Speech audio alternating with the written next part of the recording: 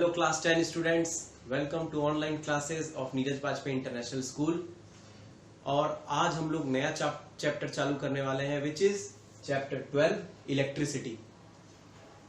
अभी तक हमने चैप्टर 10 और चैप्टर 11 कंप्लीट कर चुके हैं और आज स्टार्ट करेंगे नया chapter 12 electricity. So let us start that chapter. इस चैप्टर को स्टार्ट करने से पहले हम ये थोड़ा समझेंगे कि what is electricity. Main flow में आने से पहले थोड़ी सी इसके पीछे की कहानी समझेंगे। इलेक्ट्रिसिटी का आविष्कार कैसे हुआ, कैसे इसके बारे में सोचा गया, ये समझेंगे। So first of all, electricity है क्या? What is electricity? It is a form of energy.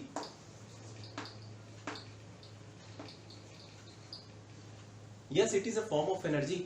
Of course, कैसे बोल सकते हैं? See, the fan, the television, the refrigerator, the motor, all these things are working only when it is being provided with electricity. जब उसे electricity मिलेगी तभी वो काम करेंगे, तभी वो किसी चीज को मूव करेंगे, तभी वो खुद मूव होंगे। So all these things are happening with electricity and it is providing energy. It is itself a form of energy. ये खुद एक form of energy है।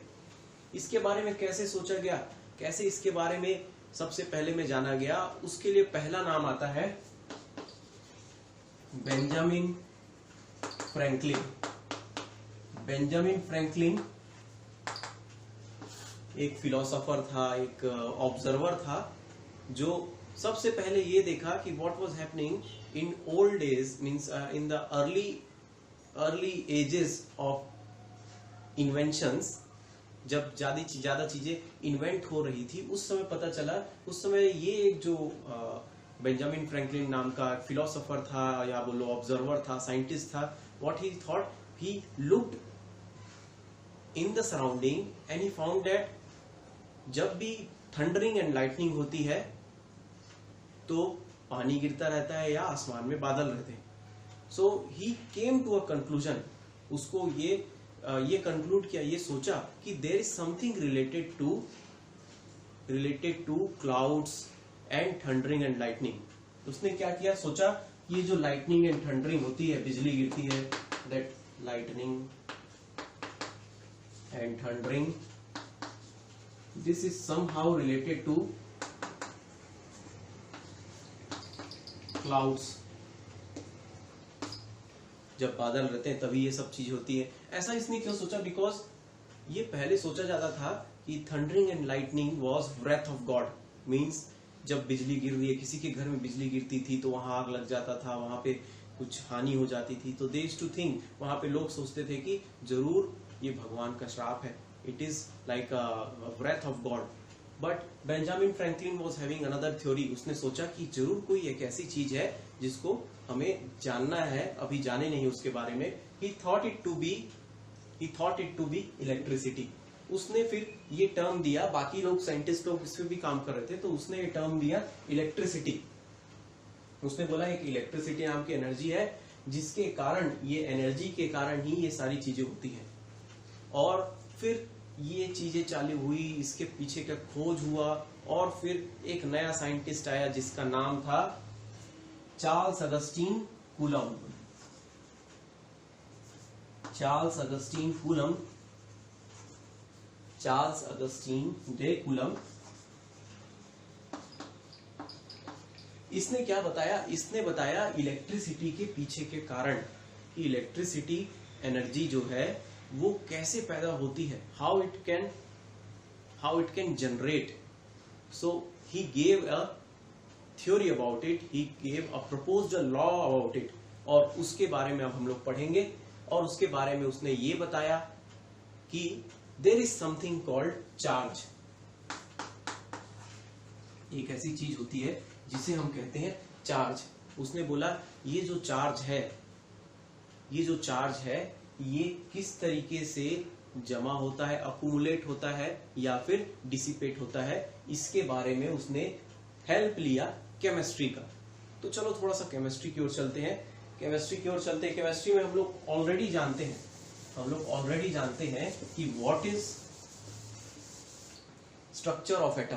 स्ट्रक्चर ऑफ एटम के बारे में हमने पढ़े, नील बोर का मॉडल था। ये क्या बोलते हैं कि हर एक एटम, हर एक ऑब्जेक्ट बना हुआ है बहुत सारे मॉलिक्यूल्स से, और हर एक मॉलिक्यूल्स छोटे छोटे एटम से बना हुआ है ना, मिलकर बने हुए हैं। तो उस छोटे से एटम में बीच में होता है प्रोटॉन और न्यूट्रॉन, और इसके आसपास अलग अलग ऑर्बिट में इलेक्ट्रॉन्स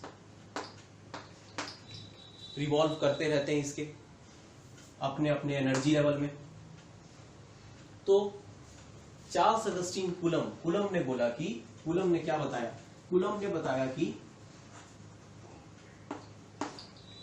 अगर एक एटम का आउटर मोस्ट इलेक्ट्रॉन फ्री मतलब ये होता है कि एटम से दूर हो, न्यूक्लियस से दूर हो। ये न्यूक्लियस होता है, न्यूक्लियस में क्या होता है, प्रोटॉन और न्यूट्रॉन, जिसमें से हम अभी तक तो ये जानते हैं कि प्रोटॉन में कौन सा चार्ज होता है ना, पहले पढ़ चुके हैं आपने, प्रोटॉन में पॉजिटिव चार्ज और इलेक्ट्रॉन में नेगेटिव चार्ज। मतलब ये प्रपोज करने वाली पॉजिटिव चार्ज नेगेटिव चार्ज, ये बात की पहले की बात है कि बीच में न्यूक्लियस होता है, प्रोटॉन न्यूट्रॉन इलेक्ट्रॉन रहते हैं। अब उनमें अपोजिट चार्जेस होते हैं, वो बात हम लोग फिर से इलेक्ट्रिसिटी में आ रहे हैं। बोलते हैं कि ये इलेक्ट्रॉन जो है वो अलग अलग ऑर्बिट में न्यूक्लियस के अराउंड रिवॉल्व करते हैं। जो सबसे ज्यादा दूर में इलेक्ट्रॉन होगा उसमें उतनी ज्यादा आकर्षण, उतना ज्यादा अट्रैक्शन नहीं होगा, न्यूक्लियस से ये बंधे रहते हैं, है ना। ये सबसे दूर में जो इलेक्ट्रॉन होगा that will be free to move anywhere. वो क्या होगा, थोड़ा सा कुछ एनर्जी मिला, कैसा एनर्जी, थर्मल एनर्जी, थोड़ा सा फ्रिक्शन कर दो, थोड़ा सा कुछ हीट मिल गया, तो क्या होता है, ये इलेक्ट्रॉन दूसरे जगह चले जाते हैं। दूसरे जगह मतलब इससे अलग हो जाते हैं। और अगर देखा जाए तो जितने एक एटम में जितने प्रोटॉन होते हैं उतने ही इलेक्ट्रॉन होते हैं। अगर एक इलेक्ट्रॉन यहां से हटा दिए तो इसमें अब इलेक्ट्रॉन की कमी हो गई।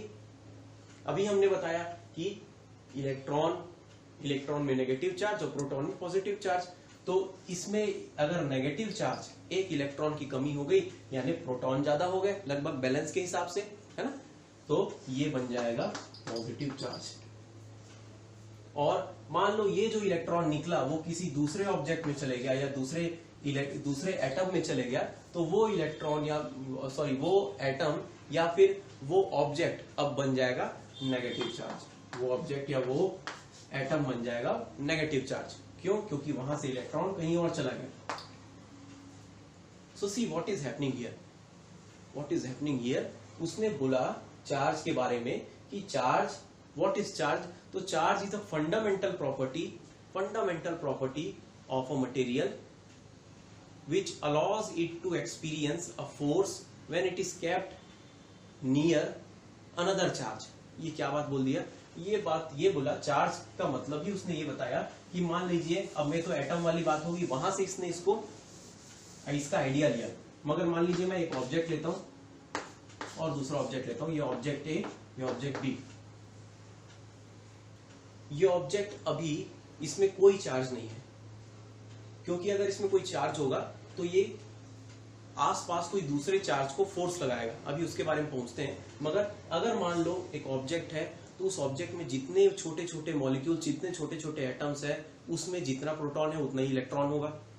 अगर मान लो वहां के एक इलेक्ट्रॉन को निकालकर मैं इस बी में ऑब्जेक्ट में दे दिया, एक इलेक्ट्रॉन यहां से निकालकर यहां दे दिया, तो यहां इलेक्ट्रॉन की कमी हो गई, इलेक्ट्रॉन में नेगेटिव चार्ज, यानी कि किसकी कमी हो गई, नेगेटिव चार्ज की, यानी ये बन गया पॉजिटिव चार्ज। और इसमें एक इलेक्ट्रॉन बढ़ गया, यानी कि ये बन गया नेगेटिव चार्ज। अब इसके पॉजिटिव चार्ज को मैं स्ट्रॉन्ग करना चाहता हूं तो इलेक्ट्रॉन निकालते जाऊंगा, और इसके नेगेटिव चार्ज को स्ट्रॉन्ग करना चाहता हूं तो इसमें इलेक्ट्रॉन देते जाऊंगा। तो ये पॉजिटिव चार्ज बढ़ते जाएगा और ये नेगेटिव चार्ज भी बढ़ते जाएगा। कब हो रहा है? जब मैं इलेक्ट्रॉन निकालकर इधर देते जा रहा हूं।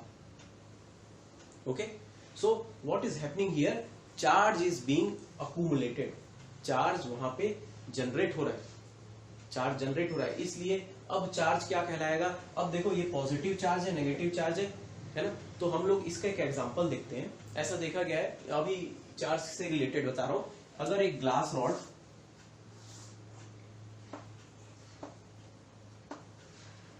को सिल्क क्लॉथ ग्लास रॉड को सिल्क क्लोथ से रब किया जाए, रगड़ा जाए, तो क्या होता है कि जब रगड़ कर हम लोग सिल्क को अलग कर दें और ग्लास रॉड को अलग कर दें, तो ये सिल्क रॉड, ये ग्लास रॉड और ये सिल्क एक दूसरे को अट्रैक्ट करेगा।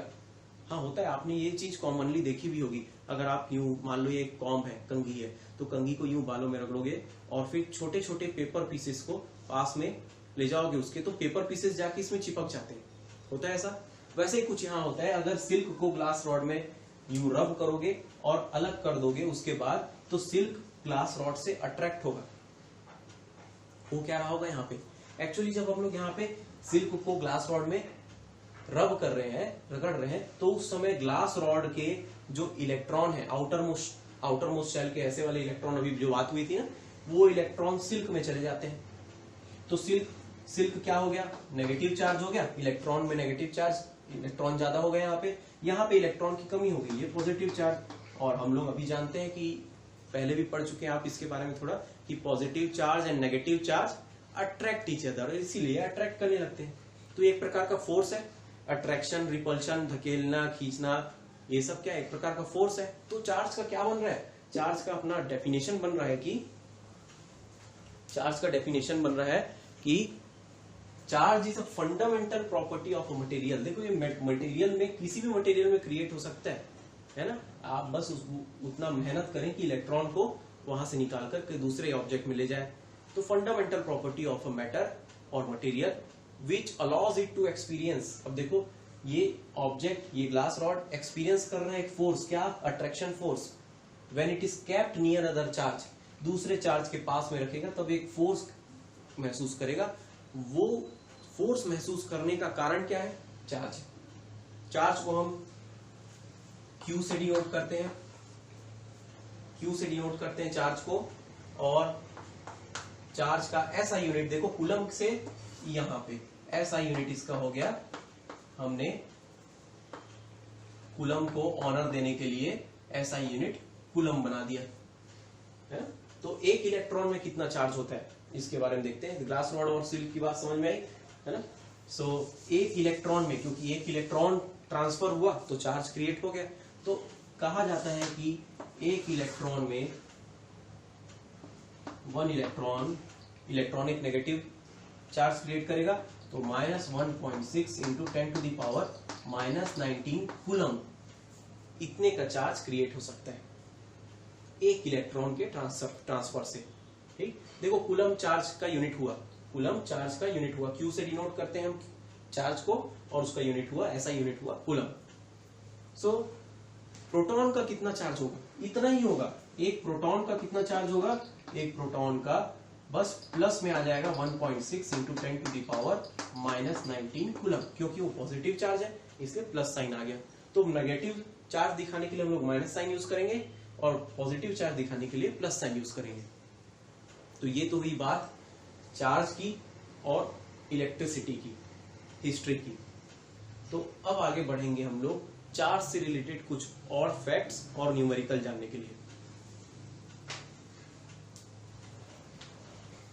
तो अब समझ गए हम कि चार्ज क्या होता है, what is charge. Charge is a fundamental property of a matter due to which it can experience force when kept near a charge, another charge. एक दूसरे चार्ज के पास में एक चार्ज रख दिए तो एक फोर्स क्रिएट होगा, वो फोर्स एक्सपीरियंस करेगा। ये फोर्स एक्सपीरियंस करने का कारण ही चार्ज है। ओके, चार्ज कैसे बना था, है ना, इलेक्ट्रॉन के ट्रांसफर्स के कारण, है ना। हमने देखा एक एबोनॉइड रॉड को सिल्क से रगड़े तो एबोनॉइड रॉड में पॉजिटिव चार्ज क्रिएट हो गया, क्योंकि उसमें इलेक्ट्रॉन की कमी हो गई। वो इलेक्ट्रॉन कहाँ चले गया, सिल्क क्लोथ में चले गया। सिल्क का एक कपड़ा जो नेगेटिव चार्ज हो गया, कैसे पता चला, हमको पता कैसे चलेगा, देख के पता नहीं चलेगा, हमें महसूस करके होगा कि वो एबोनॉइड रॉड सिल्क क्लोथ को अट्रैक्ट करेगा। ऐसा तो हमने देखा है कंघी में भी होता है, पीसेस ऑफ पेपर को हम अट्रैक्ट करता है वो कंघी, जब हम उसको बाल में रगड़ लेते हैं तो एक्चुअली रगड़ रहे हैं, रब कर रहे हैं। एक्चुअली हो क्या रहा है यहाँ पे, फ्रिक्शन के कारण इलेक्ट्रॉन का ट्रांसफर हो जा रहा है। ठीक है, तो इलेक्ट्रॉन, अगर मान लो एक ऑब्जेक्ट में इलेक्ट्रॉन की कमी हो गई, ये ऑब्जेक्ट में इलेक्ट्रॉन निकल के कहीं चला गया, यहां से एक इलेक्ट्रॉन निकल गया, इलेक्ट्रॉन की कमी हो गई इसमें, क्योंकि इलेक्ट्रॉन जितने होते हैं उतने ही प्रोटॉन होते हैं। अगर दोनों एक बराबर होंगे, जितना इलेक्ट्रॉन जितना प्रोटॉन दोनों बराबर होगा, तो हम उसको कहेंगे कि क्या है ये, न्यूट्रल। क्या है ये, न्यूट्रल या अनचार्ज। मान लो इलेक्ट्रॉन प्रोटॉन सब बराबर है इस ऑब्जेक्ट में, और हमेशा अक्सर ऐसा ही रहता है, तो क्या है, न्यूट्रल। मगर जब कुछ ऐसा हो, जैसे वो हमने रगड़ा उसको और उसमें रब करने से इलेक्ट्रॉन का ट्रांसफर हुआ, तो इलेक्ट्रॉन निकल के चला गया यहाँ से, तो इसमें इलेक्ट्रॉन की कमी हो गई, तो ये बन गया पॉजिटिव चार्ज। क्योंकि अब यहाँ पे स्ट्रॉन्ग क्या बन गया, नेगेटिव चार्ज निकल गया, तो पॉजिटिव चार्ज प्रोटॉन का। अब यही इलेक्ट्रॉन कहीं जाकर एक दूसरे ऑब्जेक्ट में चला गया। इलेक्ट्रॉन पहले से था वहां पे, इसमें पहले से इलेक्ट्रॉन, मगर एक इलेक्ट्रॉन एक्स्ट्रा चला गया, one more electron is extra over there, then it means कि प्रोटॉन कम पड़ गया, इलेक्ट्रॉन ज्यादा हो गया, यानी कि नेगेटिव चार्ज बन गया इस ऑब्जेक्ट में। तो कितने प्रकार के चार्ज हुए, टाइप्स ऑफ चार्जेस। पहला नेगेटिव चार्ज, नेगेटिव चार्ज, और दूसरा positive charge. Second thing is positive charge. Now see over here, neutral कोई चार्ज होता है क्या? No, neutral is not a charge. Actually जब ना नेगेटिव है ना पॉजिटिव है, तब वो न्यूट्रल कहलाएगा। Got that? तो neutral is not a charge. Types of charges, negative charge and positive charge. Okay, अब ये तो बात हो गई। Now what is charge, what types of charges are there, charge की क्या प्रॉपर्टीज होती हैं, क्या खास बातें होती है, क्या खासियत होती है, that we will see. So let us see properties of charges.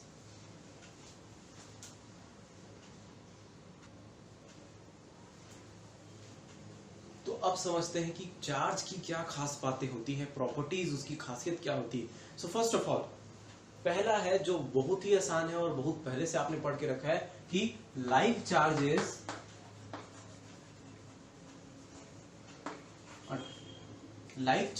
repel each other and unlike charges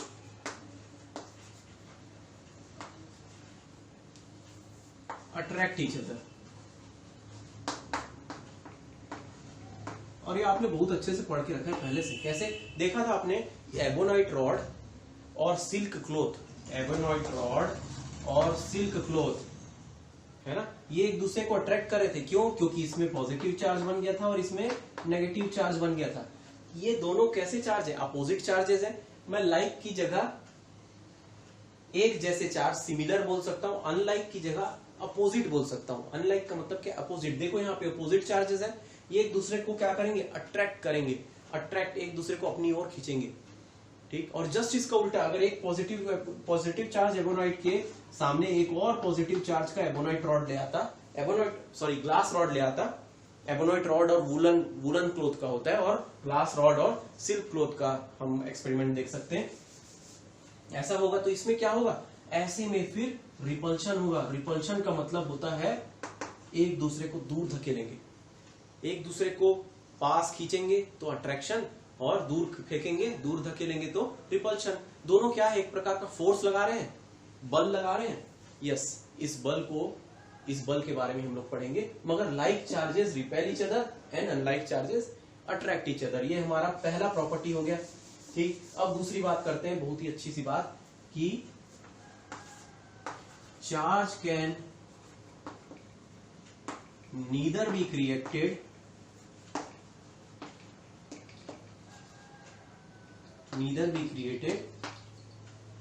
nor be destroyed। ठीक है, ये बात क्या बोल रहे हैं यहाँ पे? मान लीजिए एक ऑब्जेक्ट है, हम बोले कि इसमें पॉजिटिव चार्ज बन गया। इसका मतलब ये नहीं कि हमने चार्ज बना लिया, हमने एक्चुअली किया क्या है? यहां से इलेक्ट्रॉन को निकाला है। इलेक्ट्रॉन कहीं निकल कर गया, जहां पे इलेक्ट्रॉन गया होगा ना, वहां पे वो नेगेटिव चार्ज बना देगा। वहां पे क्या करेगा? वहां पे इलेक्ट्रॉन ज्यादा हो जाएगा और वहां नेगेटिव चार्ज बन जाएगा। तो मैं अगर ये भी बोल सकता हूं कि चार्ज असल में कहीं हम बना नहीं रहे हैं और डिस्ट्रॉय भी नहीं कर सकते। क्यों?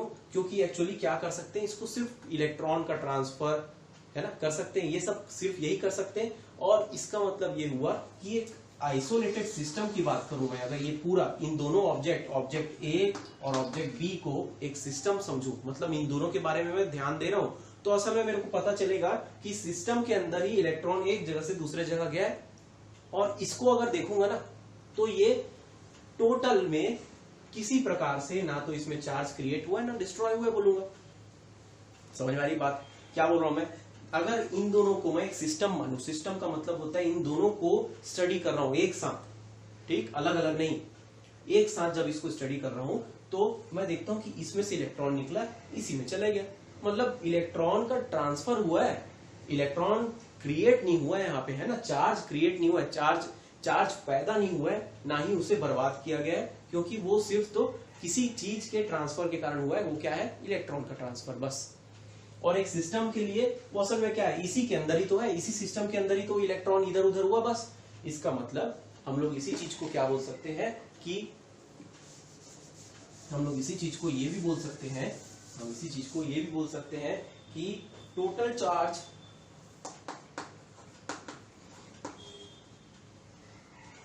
of an isolated system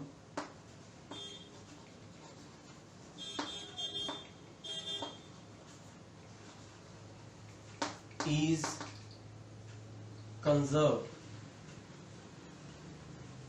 ये क्या बात हुई? कंजर्व्ड का मतलब एक आइसोलेटेड सिस्टम में हम लोग देखेंगे इलेक्ट्रॉन इधर से उधर गया, इसका मतलब जो भी चार्ज है, टोटल चार्ज जो है वो कंजर्व्ड है, दोनों मिलाकर एक है क्या चीज, जैसा पहले था वैसा ही अभी भी है, इसी चीज को हम लोग बोलते हैं इज कंजर्व्ड।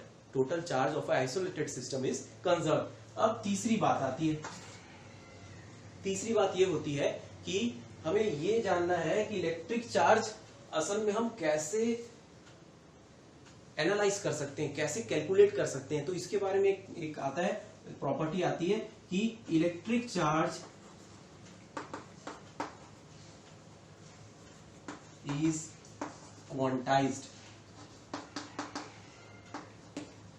क्वांटाइज्ड का मतलब क्या होता है? अभी देखे हमने कि एक ऑब्जेक्ट से जो कि अभी न्यूट्रल है, उसका नाम ए है, अगर मैं एक इलेक्ट्रॉन निकाल रहा हूं तो इसमें थोड़ा सा पॉजिटिव चार्ज क्रिएट हुआ, 2 इलेक्ट्रॉन निकालूंगा तो थोड़ा तगड़ा पॉजिटिव चार्ज क्रिएट होगा, 3 निकालूंगा तो और तगड़ा, मतलब कि मैं इलेक्ट्रॉन एक एक करके निकालते जाऊं, चार्ज बढ़ते जाएगा, है ना। यानी कि ये चार्ज जिसको हम लोग Q से डिनोट करते हैं क्या होगा, प्लस माइनस n इंटू ई के बराबर, जिसमें से Q क्या है, चार्ज है, n क्या है, number of electron transferred, number of electron transferred, यहां से यहां कितना इलेक्ट्रॉन गया, और ये E क्या है, एक इलेक्ट्रॉन का चार्ज कितना होता है। तो हमें मालूम है एक इलेक्ट्रॉन का चार्ज कितना होता है, एक इलेक्ट्रॉन का चार्ज होता है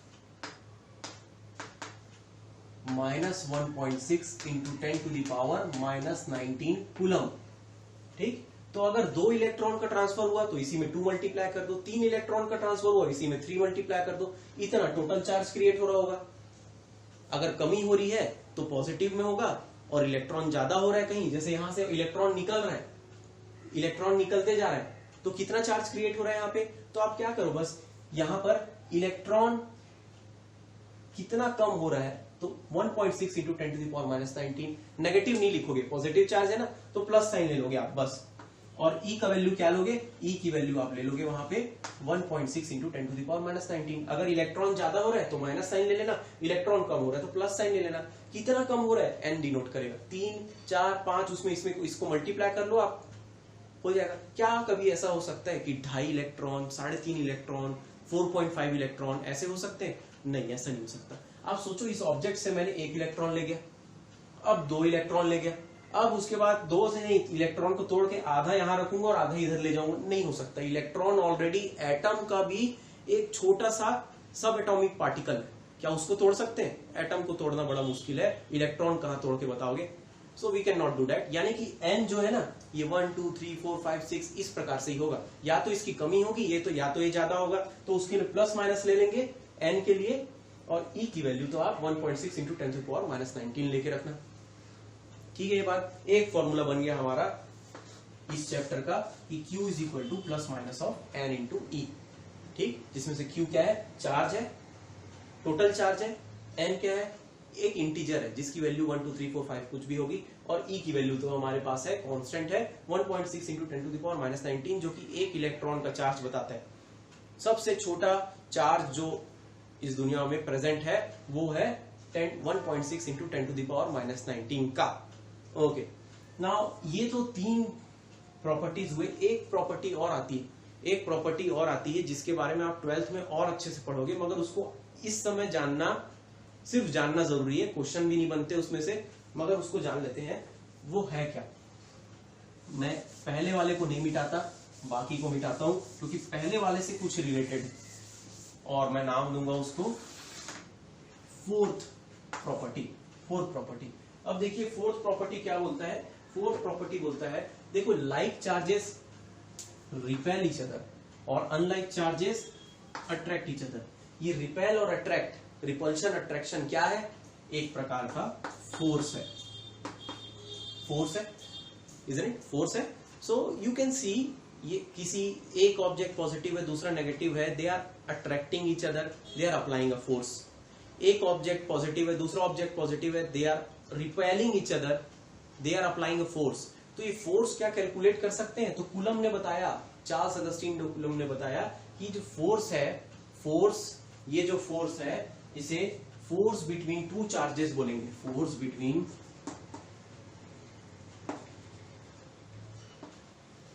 two charges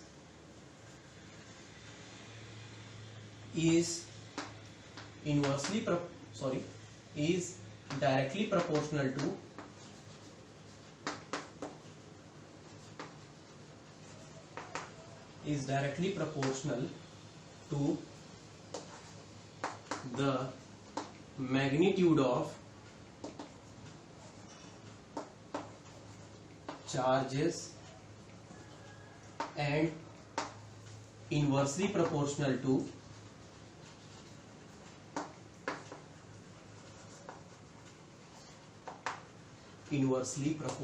to square of distance between them। मतलब क्या बोल रहा है? जैसे अभी देखा था आपने, एक रॉड था ग्लास का और एक सिल्क का क्लॉथ था, इन दोनों के बीच में अट्रैक्शन, जब इसको इसमें रब किए और अलग कर दिए, positive charge negative charge force apply कर रहे थे, एक दूसरे के ऊपर अट्रैक्ट कर रहे थे। यस, तो उसी से रिलेटेड है ये जो फोर्स है ना, दोनों चार्जेस के बीच का। ये दो ऑब्जेक्ट के लिए अभी बात कर रहे हैं, मगर दो चार्ज ले लेते हैं हम लोग, Q1 Q2 ले लेते हैं बस, है ना। तो इन दोनों के बीच डायरेक्टली प्रोपोर्शनल ये जो चार्ज का फोर्स होगा, ये जो फोर्स होगा दो चार्जेस के कारण, वो डायरेक्टली प्रोपोर्शनल होगा उनके मैग्नीट्यूड ऑफ चार्जेस के बराबर। मतलब मान लो ये एक चार्ज है Q1 पॉजिटिव चार्ज, और यहाँ पे एक चार्ज है Q2 नेगेटिव चार्ज। इन दोनों के बीच की दूरी R है मान लो, ठीक।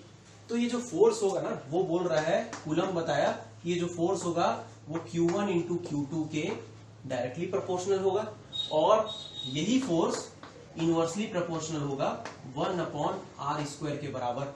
1/r² के मतलब square of distance between them, इन दोनों के बीच के डिस्टेंस के स्क्वायर के इनवर्सली प्रोपोर्शनल होगा। तो ये दोनों बताया। अब देखो इन दोनों को मैं ज्वाइन कर दूं तो उसके हिसाब से वो बोला कि Q1 into Q2 upon r² के डायरेक्टली प्रोपोर्शनल है। इनवर्सली का मतलब ही होता है 1 के बराबर, ठीक। तो F इज इक्वल टू, मैं ये तो डायरेक्टली प्रोपोर्शनल का साइन है, प्रोपोर्शनलिटी साइन है, मैं इसको इक्वल टू कब बनाऊंगा? प्रैक्टिकली ऐसा कुछ होता है ना, तो हम क्या करते हैं, प्रैक्टिकली उसको प्रैक्टिकल करके देखते हैं। वो कांस्टेंट एक क्रिएट करता है ऐसा, जिसकी कांस्टेंट की वैल्यू हम लोग बाद में प्रैक्टिकल के थ्रू प्रैक्टिकल करके देखते हैं, और उसकी वैल्यू पता चलती है बाद में, उसके बारे में हम लोग बाद में बात करेंगे। अभी ये बन जाता है कुछ ऐसा, ये प्रोपोर्शनलिटी कांस्टेंट है, तो अब बन गया ये जो फोर्स है, फोर्स ऑफ अट्रैक्शन और रिपल्शन जो बोलो between two charges is equal to K into Q1 into Q2 upon r²। Q1 क्या है? पहले चार्ज का मैग्नीट्यूड। Q2 क्या है?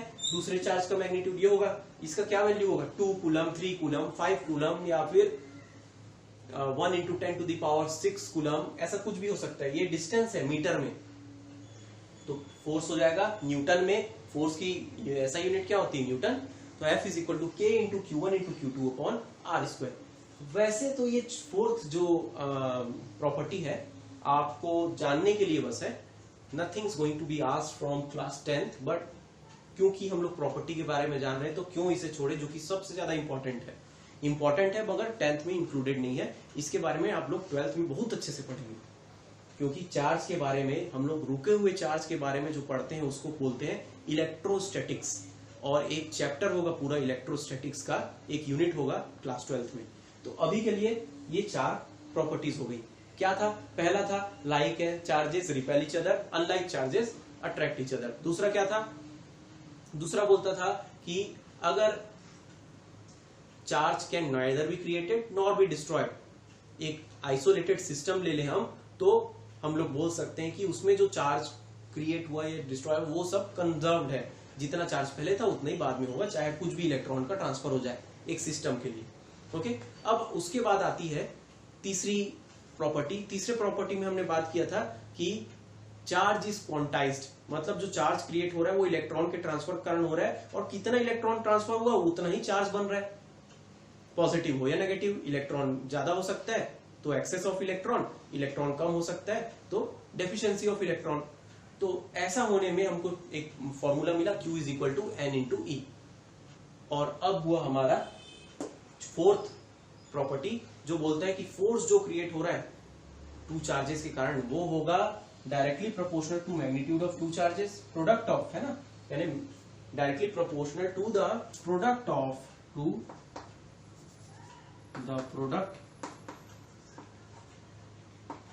ऑफ मैग्नीट्यूड ऑफ 2 चार्जेस, है ना, प्रोडक्ट ऑफ यानी 2 चार्जेस उनके मल्टीप्लाई कर दो, and inversely proportional to the square of distance between them. तो हमें यहाँ पे भी एक फॉर्मूला मिला, मगर अभी के लिए वो जरूरी नहीं है। F is equal to K into Q1 into Q2 for R square. So now we let us move to solve some numericals. हम लोग देखते हैं कुछ न्यूमेरिकल सॉल्व करके। जो फॉर्मूला क्या था? Q is equal to N into E plus minus N into E. इसके बारे में हम लोग कुछ न्यूमेरिकल देखते हैं। लेट अस गो।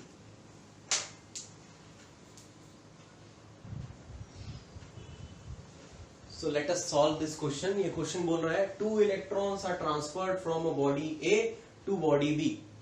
एक बॉडी A है, एक बॉडी B है। 2 इलेक्ट्रॉन का ट्रांसफर हुआ, 2 इलेक्ट्रॉन ट्रांसफर हुए, ठीक। तो कब हुए? जब A और B को दोनों को एक साथ रगड़ा गया, रब किया गया। हाँ, हो जाता है। रब करने से क्या होता है? थर्मल एनर्जी मिलती है। थर्मल एनर्जी से क्या होता है? एनर्जी पा जाता है इलेक्ट्रॉन, और फिर एक्साइटेड स्टेट में आकर वो A से B में ट्रांसफर हो गया। बस यही होता है। What are charges on A and B? A and B में कितना चार्ज क्रिएट हुआ? बहुत अच्छी बात। गिवन में हमें मालूम है कि नंबर ऑफ इलेक्ट्रॉन ट्रांसफर कितना है? 2, ठीक।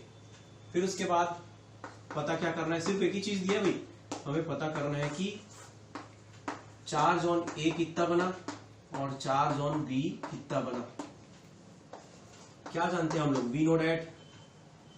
सबसे पहली बात तो हम लोग एक फॉर्मूला जानते हैं कि Q इज इक्वल टू, अभी पढ़े प्रॉपर्टीज ऑफ चार्ज में, N into E plus minus N into E, ठीक।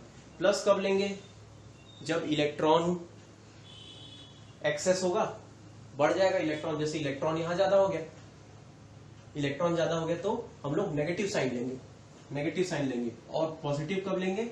जब इलेक्ट्रॉन की कमी हुई। तो सबसे पहले QA पता करते हैं। QA के लिए इलेक्ट्रॉन जा रहा है, वहां से इलेक्ट्रॉन जा रहा है, यानी इलेक्ट्रॉन की कमी हो रही है। वो क्या बन जाएगा? पॉजिटिव चार्ज बन जाएगा। तो प्लस N इंटू ई लेंगे, जिसमें से N की वैल्यू क्या मिलेगी? N की वैल्यू हमें दी हुई है 2 इंटू, अब E की वैल्यू क्या होती है? 1.6 into 10 to the power minus 19, ठीक। तो QA हो गया plus 3.2 into 10 to the power minus 19 coulomb. Unit क्या है? कूलम। ये बन गया आंसर हमारा पहला। अब QB निकालते हैं same way, and QB is equal to हो जाएगा माइनस NE, ठीक। तो QB is equal to, minus क्यों लिए? क्योंकि इलेक्ट्रॉन ज्यादा हो रहा है, इलेक्ट्रॉन खुद एक नेगेटिव चार्ज क्रिएट करता है। तो minus of 2 into 1.6 into 10 to the power minus 19। So QB क्या हो गया? QB is equal to minus 3.2 into 10 to the power minus 19 coulomb. B में नेगेटिव चार्ज क्रिएट हुआ, ए में पॉजिटिव चार्ज, वैल्यू इतनी है, मैग्नीट्यूड इतना है, यूनिट क्या है coulomb.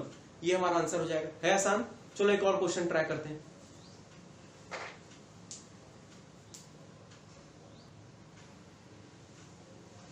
So let us solve another numerical question जो पूछ रहा है how many electrons constitute 1 coulomb charge। मतलब ये हुआ कि कितने इलेक्ट्रॉन मिलकर एक कूलम चार्ज क्रिएट करेंगे। अभी पिछले क्वेश्चन में आपने देखा 3.2 इंटू 10 टू द पावर -19 यानी कि 3.2 के आगे उस डेसिमल को आप पीछे 18 बार पीछे करो, इतना कम चार्ज। तो एक कूलम चार्ज में कितना इलेक्ट्रॉन मिलकर बनाएंगे उतना चार्ज। चलो देखते हैं। सबसे पहले गिवन देखते हैं क्या दिया हुआ है। टोटल चार्ज दिया हुआ है 1 कूलम, है ना। कितने इलेक्ट्रॉन मिलकर टोटल चार्ज 1 कूलम क्रिएट करेंगे। Total charge 1 coulomb, Q is equal to 1C। और कुछ दिया क्या नहीं। और पता करो क्या कितने इलेक्ट्रॉन मिलेंगे, नंबर ऑफ इलेक्ट्रॉन n की वैल्यू पता करो। ठीक, n की वैल्यू पता करो, question mark. We know that, हम लोग क्या जानते हैं, हम लोग जानते हैं कि Q is equal to n into E. ठीक, प्लस माइनस जो लेना है ले लो। तो अभी तो हमको यहाँ Q की n की वैल्यू पता करनी है। n प्लस माइनस कुछ भी हो जाए तो ये प्लस माइनस को भी हटा देते हैं क्योंकि n की वैल्यू पता करनी है अभी। सो वैसे भी यहाँ पे 1 कूलम चार्ज बोला है, पॉजिटिव या नेगेटिव नहीं बताया। तो Q की वैल्यू 1 रखे, n की वैल्यू नहीं मालूम, मगर E की वैल्यू मालूम है हमें। तो आप सोचेंगे E की वैल्यू माइनस में रखूं कि प्लस में, तो माइनस या प्लस में रखने की जरूरत नहीं है, वो तो n का वैल्यू बताएगा। प्लस माइनस में वो रहेगा ना कि कम हुआ ज्यादा, कि कम हुआ कि ज्यादा हुआ, वो n बताएगा। यहाँ पे सिर्फ लिखो 1.6 into 10 to the power -19। n की वैल्यू पता करना है। ये 1.6 इंटू 10 टू द पावर -19 को इधर ले आओ तो ये बन जाएगा n is equal to 1/1.6 into 10 to the power -19। ठीक, चलो यहां से देखते हैं। यहां से हमें पता चलेगा n is equal to 1 into 10 to the power 19 upon 1.6। लिख सकता हूं क्या, 10 टू द पावर -19 है, उसको न्यूमरेटर से डिनोमिनेटर से न्यूमरेटर में ले जाऊंगा तो 10 टू द पावर 19 बन जाएगा। And now C n is equal to, ये डेसिमल है तो 10 अपॉन 16 लिख सकता हूं। अरे 1.6 को क्या लिख सकता हूं, 16 अपॉन 10। तो 16 अपॉन 10, डिनोमिनेटर का डिनोमिनेटर 10, वो ऊपर न्यूमरेटर बन गया, 10 अपॉन 16 हो गया, 1 से मल्टीप्लाई होके। सो अगर हम इसको यूं सॉल्व करेंगे तो 0.625 आएगा इसकी value into 10 to the power 19।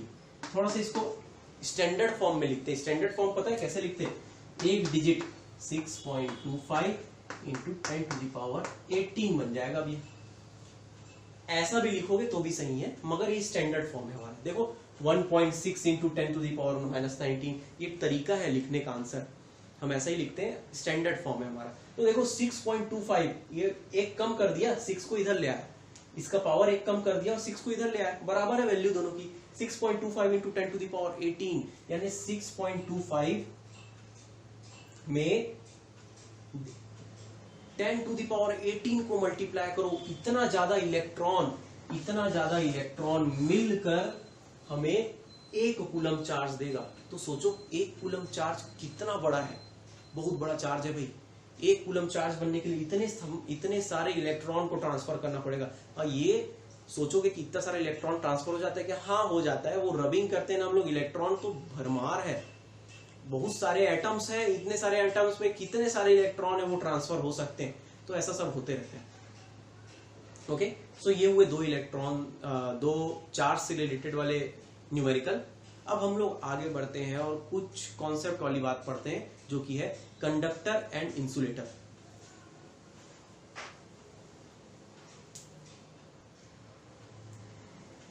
So let us now understand a concept of conductor and insulator.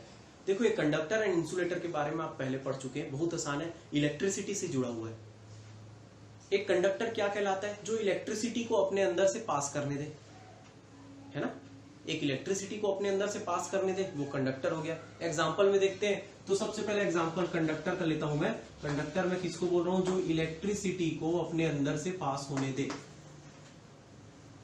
तो एग्जांपल हो गया उसका, एग्जांपल हो गया आप आयरन का पीस ले लो, water, graphite,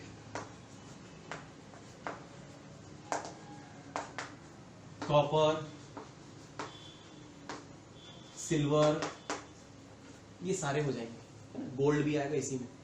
so this all are conductor. क्यों? क्योंकि अपने अंदर से इलेक्ट्रिसिटी पास करने दे रहे हैं, इतना हम जानते हैं पहले से। अभी हमने चार्ज के बारे में पढ़ा, तो ये चार्ज अगर किसी, अब हम लोग चार्ज से रिलेटेड बात करेंगे ना। मान लो ये एक कंडक्टर है, इन्हीं में से किसी चीज का बना हुआ है। अगर हम जो चार्ज क्रिएट हुआ है उस चार्ज, जैसे मान लो अभी ये ऑब्जेक्ट ए है, ये अभी पॉजिटिव चार्ज है, ठीक। अच्छा चलो अब नेगेटिव ले लेता हूं, इसको नेगेटिव चार्ज ले लेता हूं, और मैं इस ऑब्जेक्ट ए को इसके साथ जोड़ दूं, इसके साथ जोड़ दूं, बिल्कुल ऐसा जोड़ दूं, यहाँ पे ऐसा यूं जोड़ दूं, ठीक। तो इसमें जो चार्ज है वो इसमें फ्लो होने लग जाएगा, इसमें जो चार्ज है वो इसमें फ्लो होने लग जाएगा, और यहां पर रखा एक ऑब्जेक्ट में हमें वो महसूस हो सकता है, यहां पे रखा हुआ बी ऑब्जेक्ट में हमें वो महसूस होगा। मतलब ये चार्ज जो है, चार्ज क्यू जो है वो फ्लो हो सकता है। अगर जिस ऑब्जेक्ट से वो फ्लो हो सकता है उसको मैं कंडक्टर बोलूंगा। अब कंडक्टर में ऐसा खास क्या होता है जिसके कारण ये अपने अंदर से चार्ज को फ्लो होने देता है? तो कंडक्टर में जितने भी कंडक्टर हैं उन सब में एक खास बात होती है कि उसमें ढेर सारे फ्री इलेक्ट्रॉन होते हैं। मतलब वो आउटर शेल वाली बात, फिर से वो केमिस्ट्री वाली बात, स्ट्रक्चर ऑफ एटम, वो बाहर का जो इलेक्ट्रॉन होता है ना वो फ्री होता है कंडक्टर में। कंडक्टर की बात कर रहा हूं मैं। मान लो ये कंडक्टर है, तो इसके पास बहुत सारे फ्री इलेक्ट्रॉन होंगे, बहुत सारे फ्री इलेक्ट्रॉन होंगे। तो अगर मान लो यहाँ पे माइनस, नेगेटिव साइन बोल रहा हूं मैं, नेगेटिव साइन, नेगेटिव चार्ज बोल रहा हूं, इसका मतलब इसके पास इलेक्ट्रॉन ज्यादा है। वो क्या करेगा, इसमें से इलेक्ट्रॉन, अपने ज्यादा इलेक्ट्रॉन को इसमें से फ्लो होने दे देगा, और जहां पर इलेक्ट्रॉन की कमी है या फिर कहीं पे उसकी डिमांड है वो वहां पे फ्लो होने लगेगा। अभी मैं बी के बारे में बात नहीं किया हूं कि उसमें क्या है। मान लो पॉजिटिव चार्ज है, तब जाके ये इलेक्ट्रॉन फ्लो होएगा, यहाँ पे इलेक्ट्रॉन फ्लो होने लगेगा। इलेक्ट्रॉन फ्लो होना बोलने से अच्छा चार्ज फ्लो होगा। एक्चुअली इलेक्ट्रॉन यहां से यहां नहीं जाता, लिटरली क्या होता है, धीरे धीरे धीरे धीरे आगे मूव करता है, मगर एक्चुअली क्या हो रहा है, चार्ज मूव कर रहा है, चार्ज फ्लो होने लगा। तो जो चार्ज को अपने अंदर से फ्लो होने दिया वो कहलाता है कंडक्टर, वो कहलाएगा कंडक्टर। तो हम लोग क्या बोलेंगे, the substance which let the charge flow across it is called conductor. Example में आ गए ये सब। और क्यों? क्योंकि उसके पास ढेरों फ्री इलेक्ट्रॉन है, ढेरों फ्री इलेक्ट्रॉन भरमार है भाई उसके पास फ्री इलेक्ट्रॉन के, इतने सारे एटम और साथ में इतने सारे इलेक्ट्रॉन्स, उसमें से भी फ्री इलेक्ट्रॉन। तो अब बचा दूसरा, इंसुलेटर। तो ऐसे ऑब्जेक्ट्स जो आराम से चार्ज को फ्लो ना होने दें वो कहलाते हैं इंसुलेटर। तो जैसे कि वुड हो गया, प्लास्टिक हो गया, रबर हो गया, this all things, these are not going to let the charge flow very easily। क्या करेंगे वो, कुछ रुकावट पैदा करेंगे, है ना, कुछ रुकावट पैदा करेंगे फ्लो ऑफ चार्ज में। ऐसा कुछ काम वहां पे करूंगा और बीच में मैं रख दूंगा इंसुलेटर को यहाँ पे, तो चार्ज को फ्लो नहीं होने देगा वो। क्यों? क्योंकि उसमें इतने ज्यादा फ्री इलेक्ट्रॉन नहीं है ना, फ्री इलेक्ट्रॉन नहीं है उसके पास। फ्री इलेक्ट्रॉन नहीं है तो क्या करेगा, जो ज्यादा है उसके पास को उसको उसके पास ही रहने देगा, और जिसके पास कमी है उसको उसी के पास वैसे ही रहने देगा, और बीच में यूं पड़ा रहेगा।